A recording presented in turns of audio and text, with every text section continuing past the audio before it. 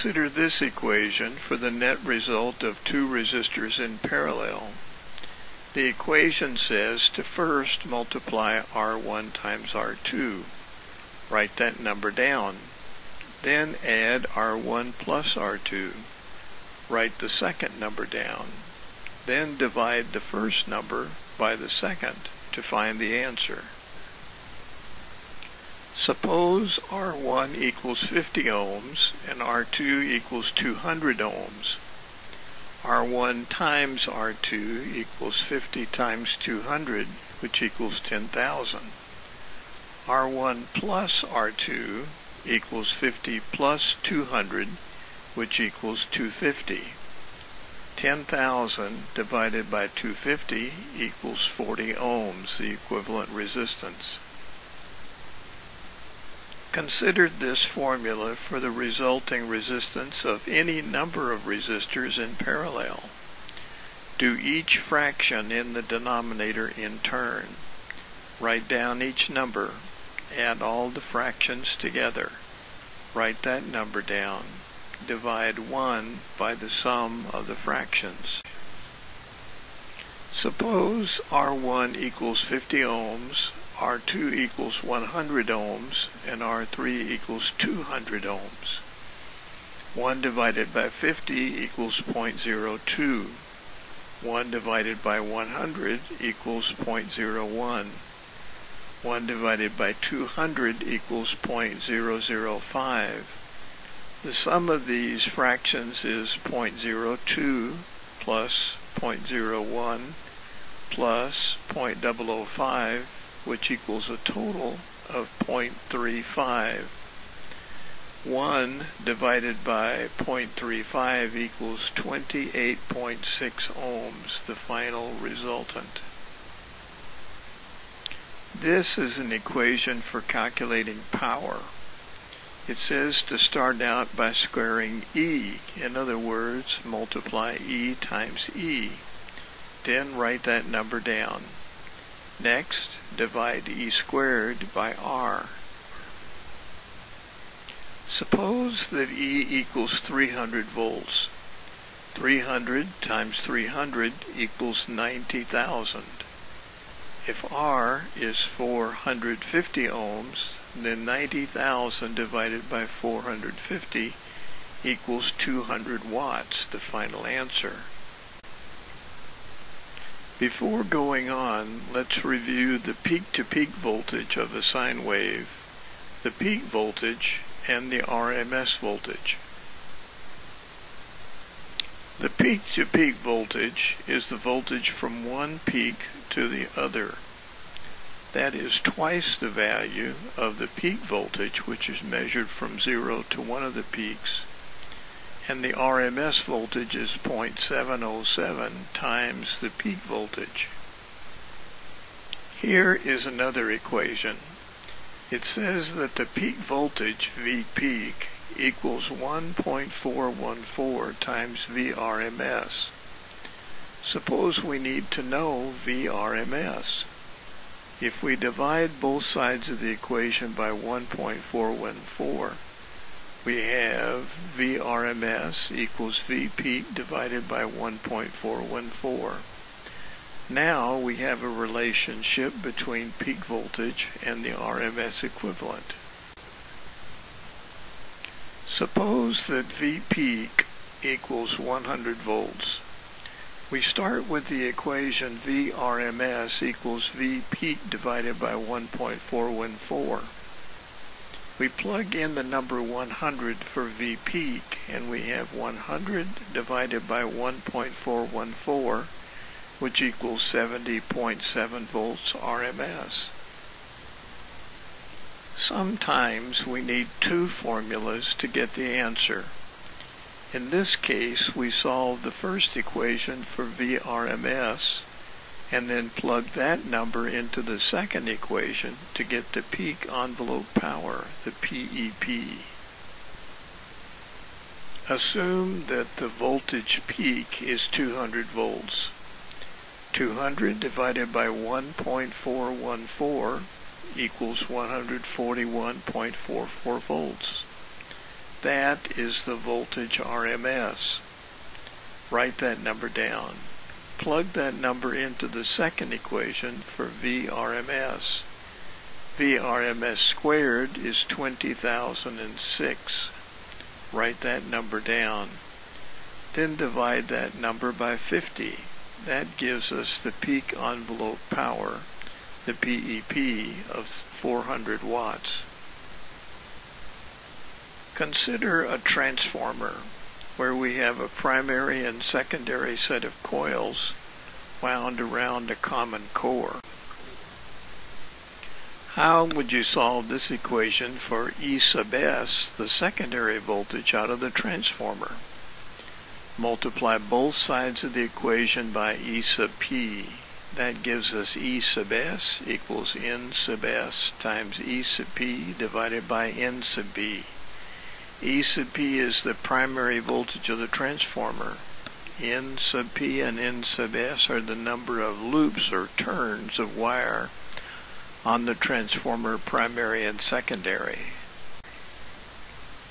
If N sub S is 300 turns, N sub P is 2100 turns, and E sub P is 115 volts, then the equation says to first multiply 300 times 115. Write that number down. Then divide by 2100. The final answer is 16.4 volts. A ratio is a way of comparing two numbers. The right side of this equation is a ratio comparing N sub P to N sub S. For instance, if you wanted the ratio of N sub P to N sub S, you would first divide Z sub P by Z sub S and then take the square root.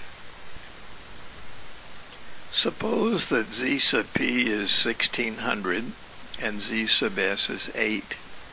1600 divided by 8 is 200. Write that number down. Then take the square root of 200, which is 14.1. The ratio of Z sub P to Z sub S is 14.1 to 1. Logarithms, log for short, are a math technique for handling very large and very small numbers within the same formula without losing resolution. A log is also a very good way to compare two numbers. The basic log formula we will use is log to the base 10 of n equals L. The 10 subscript is called the base. There are two common bases, 10 and E. E is 2.718. E is referred to as the natural log, and when it is used, it will be specifically stated somewhere in the context of the problem. The 10 subscript, as we mentioned, is the base. You will only use base 10 logs for the general class exam material. This is the log key on your calculator.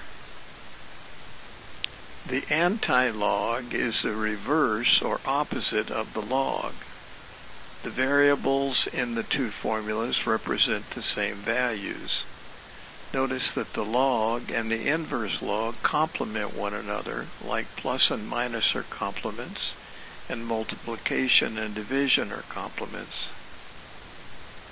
Consider this equation for comparing input power P1 and output power P2. Notice that it is the same format as log to the base 10 of n equals L. P2 over P1 is the same as n. dB is the same as L. 10 is just a multiplying number. Here is what we do to solve this equation. Divide P2 by P1 and write that number down. Press the log key on your calculator and enter the value of P2 over P1. Write the new number down. Multiply that result by 10 and you have the answer. Suppose P2 is 200 watts and P1 is 50 watts. P2 over P1 equals 200 over 50, which equals 4. The log of 4 is 0.602. Write that number down. 10 times 0.602 equals 6.02, the final answer, which is approximately 6 dB. Let's say that we need to solve the top equation for N.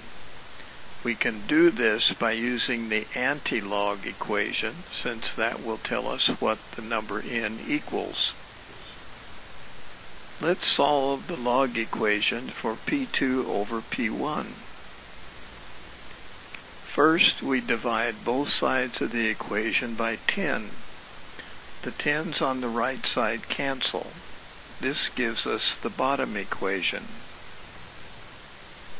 Our equation is starting to look a lot like the form of our log formula, which is P2 over P1 equals N. Suppose that dB equals -1, and we need to know what P2 over P1 equals. We can solve this by using the anti-log formula. -1 divided by 10 equals -0.1. Write that number down. 10 to the -0.1 power equals 0.794. P2 over P1 equals 0.794, the answer. If you're feeling a bit overwhelmed with the math, just hang in there. It will become much more familiar in a couple of weeks. By way of review, please look over Chapter 3, Section 4.1 of Chapter 4, and review questions G1A, B, C, D, and E. Your homework assignment is to read sections 4.2, 4.3, and 4.4, and to work questions number G5A, B, C, and G6A.